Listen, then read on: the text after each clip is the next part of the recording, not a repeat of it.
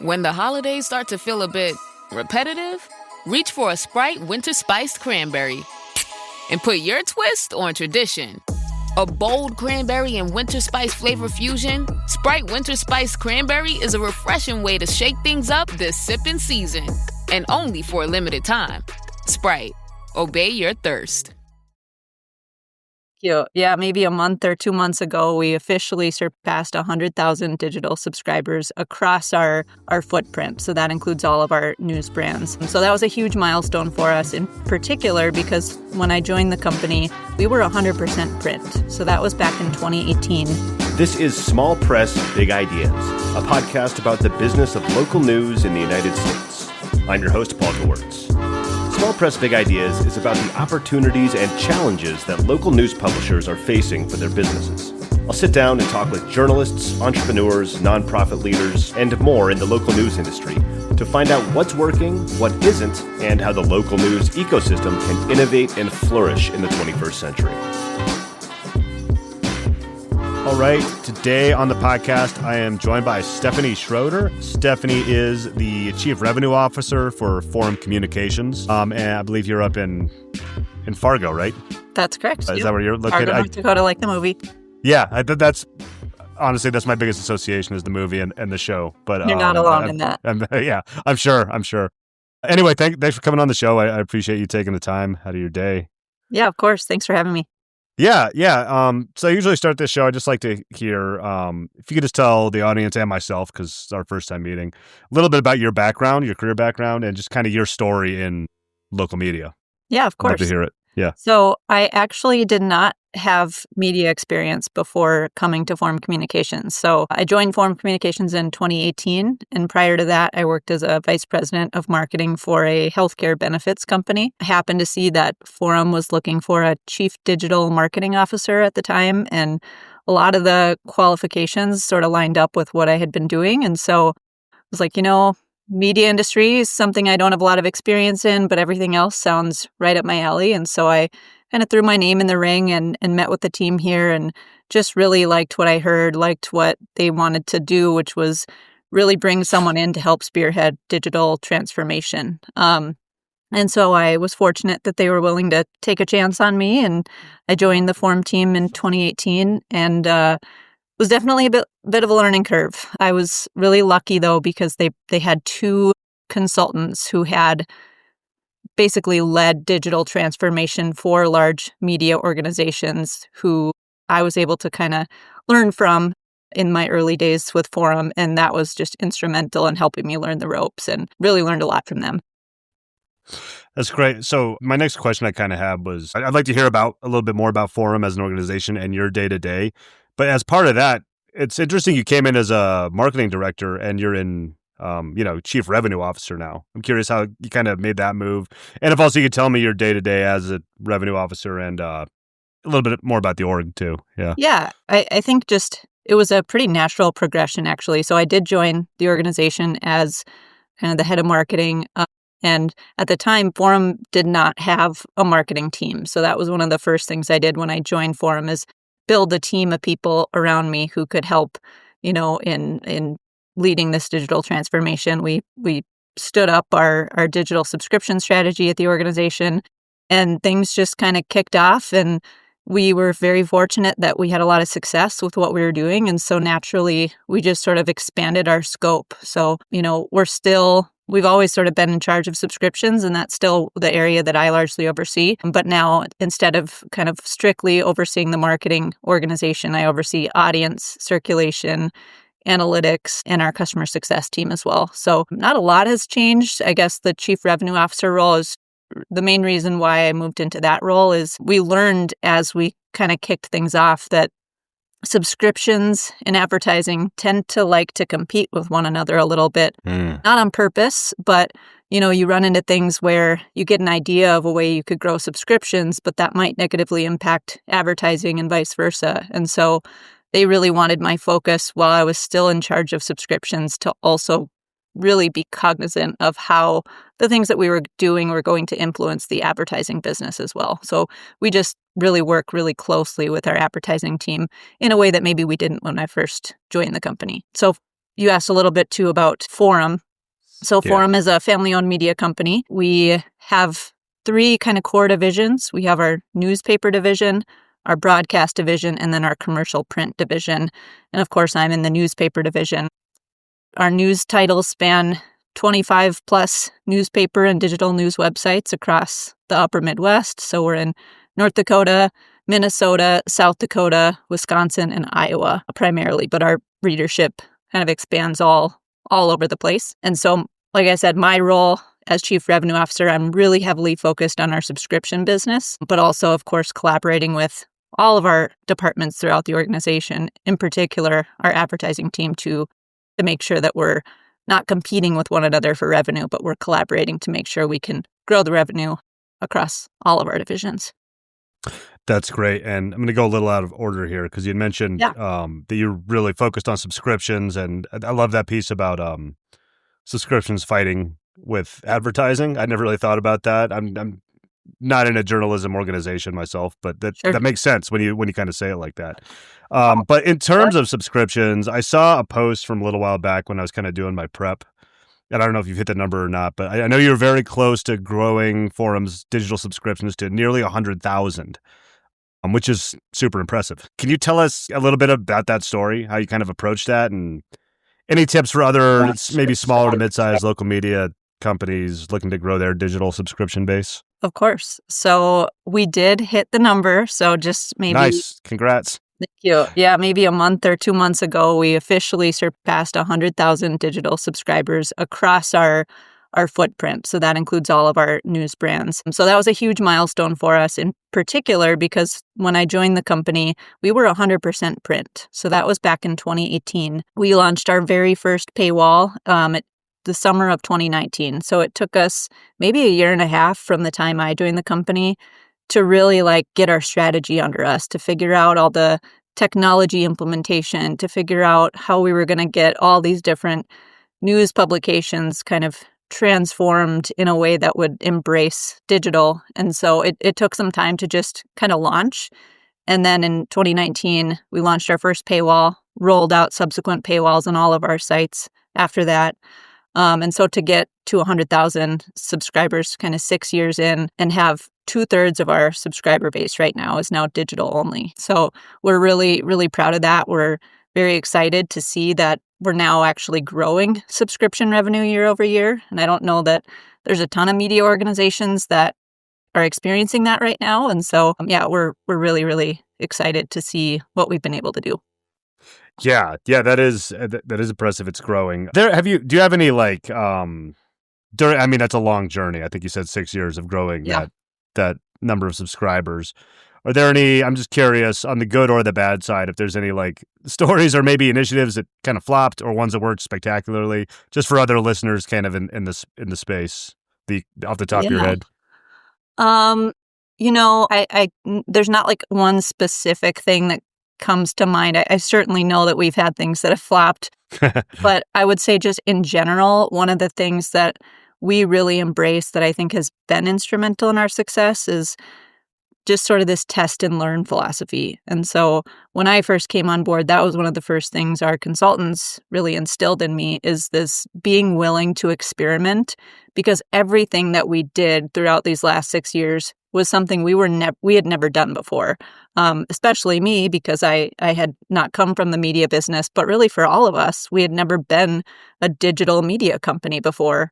And so they really instilled in me, be willing to try things and be willing to fail at them and then be willing to move on really fast if it fails. And so one thing that I would encourage others who are either just starting out or maybe they're looking to grow or try something a little bit different is get really good about how you experiment. So set parameters around how long you're going to try something for. What are you looking to measure? What's your thinking of your hypothesis? What do you think would happen? And it's okay if you're wrong, but just spell it out beforehand so you know exactly what you're testing. And then once ended that time frame, you have to go back and actually measure the results and see what happened. And what I really like about that is with experimentation, there's really no such thing as failing. Like you can have an experiment that, like you said, flops, but it's not really a failure because everything that you do that doesn't succeed, you learn from that. And then okay, well, that didn't work. So we're going to set that aside. And now we're going to try something different. And especially with us, we have, like I said, 25 plus titles. So a lot of times we don't want to launch something 25 plus times and then have it fail. That's a lot of wasted effort. Yeah. So instead, we'll launch it on one site or 2 sites or a handful. We'll see if it works. And if it shows promise, then we'll roll it out everywhere. And that saved us so much time and headache. So that's great. I'm curious, like when you said, set the scope going into it, and we're talking very like amorphous things, like different, but like how, if say you're testing something with 1 or 2 publications, I'm sure what you want to call them, how long would you give it to see if it's working or not? Is it like a thing where, I mean, some things I'm sure are right off the bat or like that, but how long, this is honestly kind of some advice for myself and my own business. Sometimes I give up things too quick, or I'm just way too stubborn and don't let them go, you know what I mean, go for a long time. So I'm curious how you think about that. I would say it really depends on what you're testing. If you're doing a really simple, like we want to see if a certain button color makes people click more than another button color, you can probably get real results in like a week of doing that. With more substantial experiments, like we're going to launch a product, and we're going to launch an MVP version of the product to see if there's interest there. You need to give that probably like a year. And then there's things that are sort of in between where I would say most of our experiments are things that we're trying for a month, and we maybe tweak things along the way, but for the most part, we're testing that exact hypothesis for at least a month to see how it shakes out. And then maybe we'll iterate upon it after the month and try something slightly different. But for the most part, we don't want to touch it in the middle of that 1 month period. Okay. Yeah, no, that's just interesting. I like the way you look at it. And I also like the piece that you were saying before of, either something works or you learn. I've been saying that I have twin toddlers, and I say that all the time. I'm like, you either succeeded or you learned. You learned a lesson. So it's like it's useful for them, useful for me 30-something years later too. Another thing I like about that is it kind of like takes any sort of debate out of the equation. Not that there's a lot of debate necessarily that happens, but there's never really like, oh, that's a bad idea, because you can just try it. It's an experiment. We'll try it. We'll see if it works. We'll see if it doesn't. And then because you can measure it, it's very concrete. You can say that worked or it didn't work. It takes the emotion out of it a little bit. You don't have to try to like validate or invalidate anyone's idea. That's awesome. I love it. Local media publishers. You're already creating valuable local content. But what if I told you you're leaving serious money on the table every single week? Many local media outlets are only monetizing part of their inventory. Your stories are amazing and important to your communities, but they live and die on the page or in social. That means your ad space is maxed out, even though your content isn't. That's where localpod.co comes in. We turn your existing content into branded, automated podcasts with no extra work from your team. And we help you sell brand new audio ad inventory that didn't exist before. That means more ad revenue, deeper audience engagement, and zero added production time. If you're a local or niche publisher and want to grow your revenue without adding to your workload, go to localpod.co and book a free call. That's localpod.co. All right, back to the episode. Oh, Hilton stay, your beds are soft and cozy. No lumpy couch, no stiff futon, no shower line at crack of dawn. Oh, Hilton stay. When you want holiday comfort you can count on, it matters where you stay. Enjoy comfortable rooms and friendly service when you stay with Hilton instead. Save up to 25% this season when you book with Hilton. Hilton for the stay. Terms apply. So going back to, I kind of went out of order on my questions before. That's okay. But we've talked a lot about subscriptions. We talked about your day-to-day as a chief revenue officer. And you kind of touched on, advertising versus subscription. I'm just curious, what are, you don't have to share numbers, but what are the different revenue channels you're focused on at Forum? Like maybe if it was a pie, is it mostly subscription, a little bit of advertising? Is there anything else going on? Yeah, on the top line? Yeah. We have about a 50-50 split between our focus of advertising and subscriptions. So It hasn't always been that way. We've, I think, historically been a little bit more heavy on the advertising side. And only recently did we shift to where we're a little bit more subscriptions heavy now. So, but ultimately, like I said, we truly believe we need both parts of the business working in tandem to be successful. There's never like one is more important than the other. We are always working together to make sure that our subscriptions and advertising businesses are collaborating rather than competing.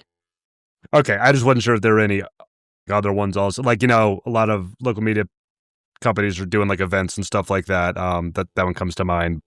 Yeah, we haven't broached events yet. One area, and this sort of fits within subscriptions and advertising, but that I would call out that's newer for us is streaming. So we have just recently launched an app called Midwest Sports Plus, and it's a local high school sports streaming product.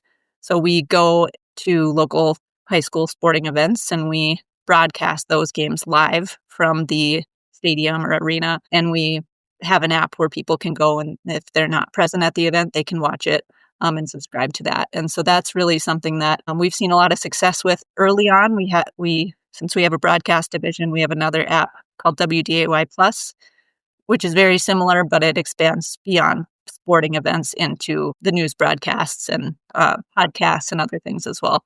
So we saw a lot of great success with WDAY Plus, which is what inspired us to kind of venture into this Midwest Sports Plus territory. And I would just say that streaming is something that we're really excited about right now and kind of venturing into more and more. So a lot more focus on video content, more focus on live content production. And yeah, it's kind of a main focus for us. That's great. It's funny, very, very timely, the sports broadcasting thing. This morning, I have two nieces they're great athletes, and they were playing in the state volleyball quarterfinals in Lincoln, Nebraska. And we're in Western Colorado, and I have my business. We have toddlers.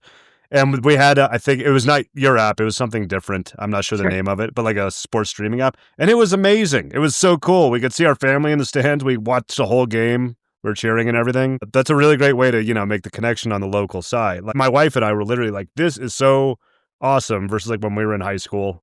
Well, that you can see this like in high def in real time is great. Exactly. And that's exactly the type of, reason why we launched the app is we hear from so many that, they can't make it to the game, but they still have so much interest in watching it. And so we want to make it more accessible and bring that coverage to our audiences. And prep sports in particular has always been one of our most successful content channels on our news sites. So it's kind of naturally makes sense that we would kind of go deeper into that space with video. Yes. Yeah. Very interesting. That's very cool. So, I mean, you've grown over 100,000 on your subscription base, and that's kind of been your main thing. What else is your focus heading into 2026 in your like scope of chief of revenue? Any new experiments? Any new initiatives you're doing? Just growing that subscriber base? Yeah, How are you looking at it? I think one of the things that we're focused on right now, and we've already started dabbling in it a little bit, is creating more dynamic paywall experiences. So when we first launched, I think like most media businesses who are just starting out with digital subscriptions, it's convenient to sort of do the one-size-fits-all approach. You set a certain meter limit, decide certain types of content is free and certain type of content is premium, and that all works, and that kind of gets you off the ground and helps you start learning about your audience. But over time, I think everybody learns that it's really hard to do sort of a one-size-fits-all rule set. And so we've been really starting to venture into dynamic paywalling and catering our paywall experience and even our website experience to a degree based on what we know about the audience who's visiting us. And so we're just starting out with that. So we're going to continue and do more of that in 2026. Let's say that's one big focus. And we're also kind of in the process of experimenting a little more with our cancellation flows. One thing we're really big believers in is you should make your cancellation flow easy. Make it super easy to find. Make it super easy to complete. I know sometimes that seems like controversial or counterintuitive.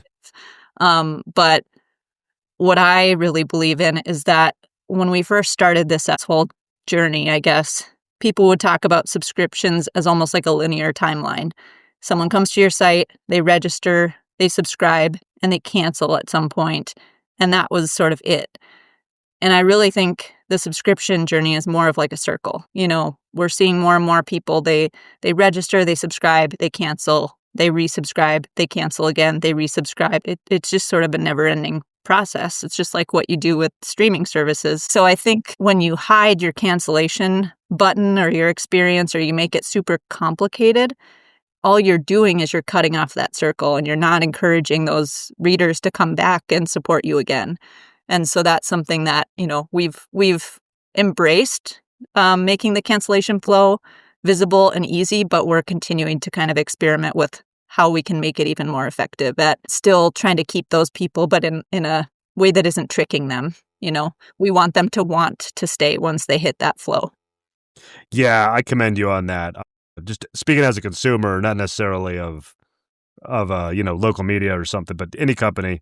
Anytime if I wanted to cancel Disney Plus for a while and it's incredibly hard, that is going to soil their reputation in my mind for a long time. And you don't know people's situation. Maybe they're between jobs and this isn't the top priority for them to be paying right now, and they're fully intend to come back. So that's I applaud that. It's great. It makes you want to not come back, right? When you're yes. That was so frustrating. I'm never going to do that again.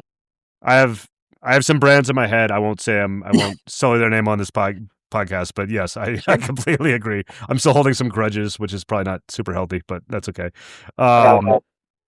So let's flash forward 5 years. I like to ask everybody this question in one way or another.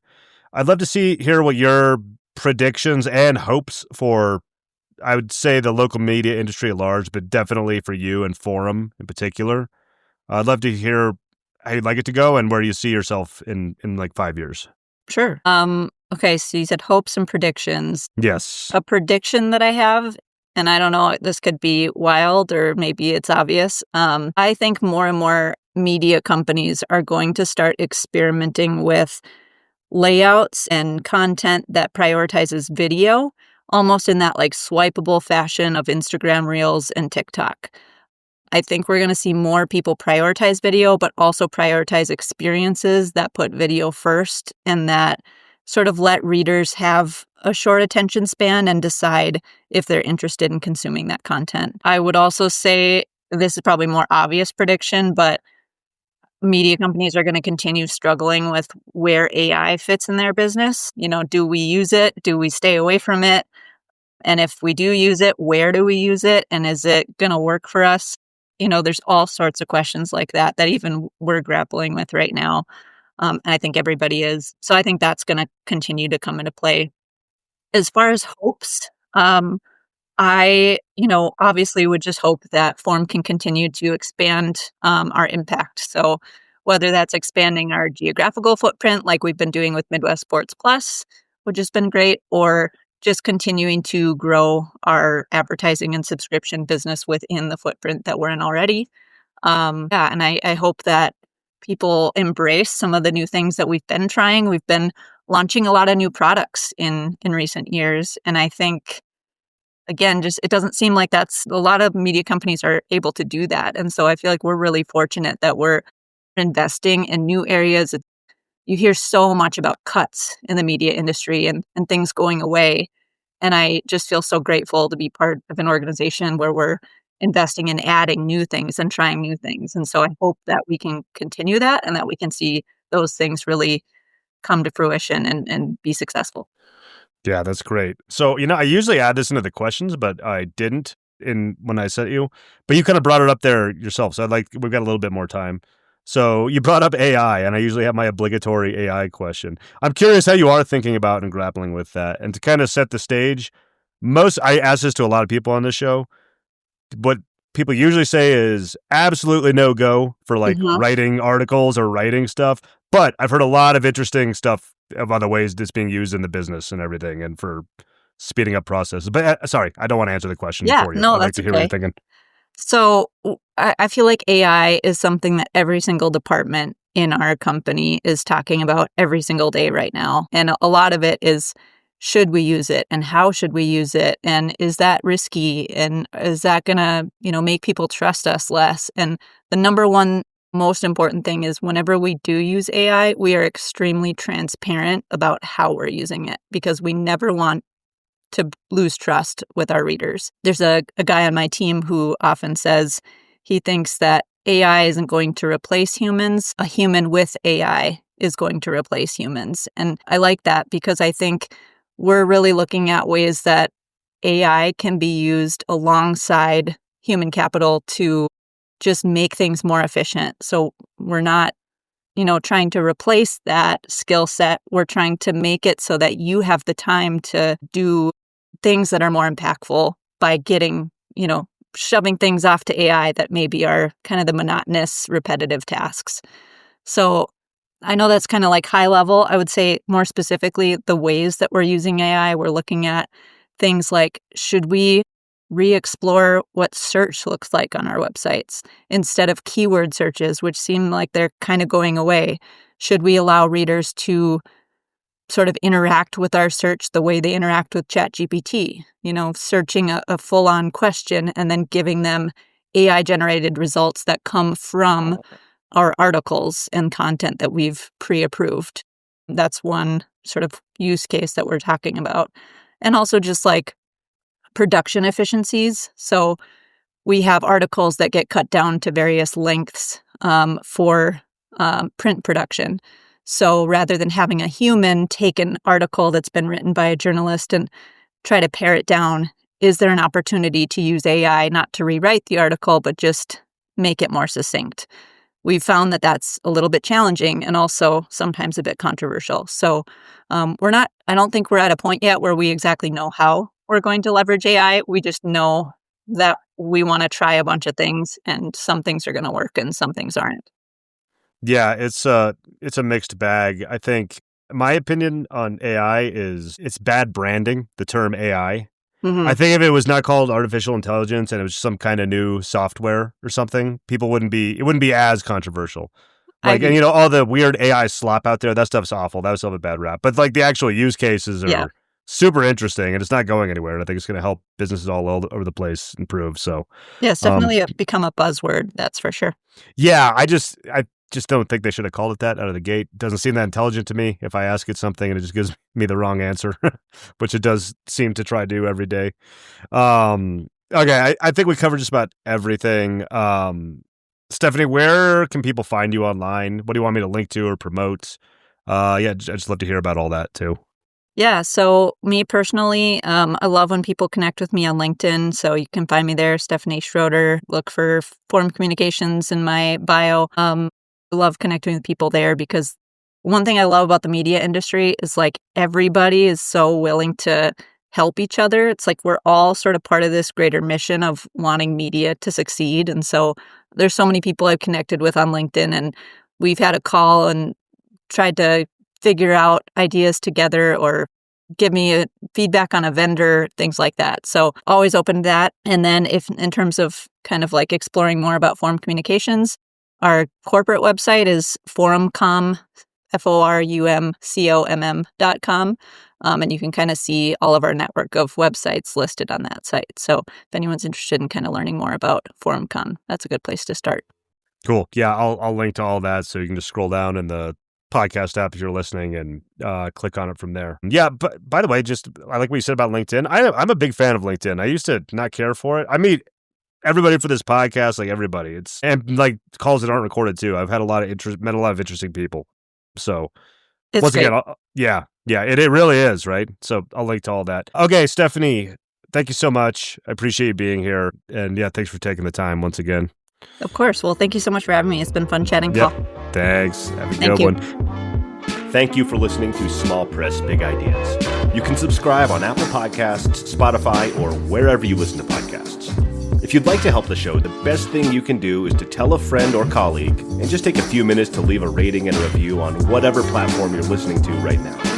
It only takes a minute out of your day, but it really does help the podcast grow and reach more ears. Check back for new episodes every Monday.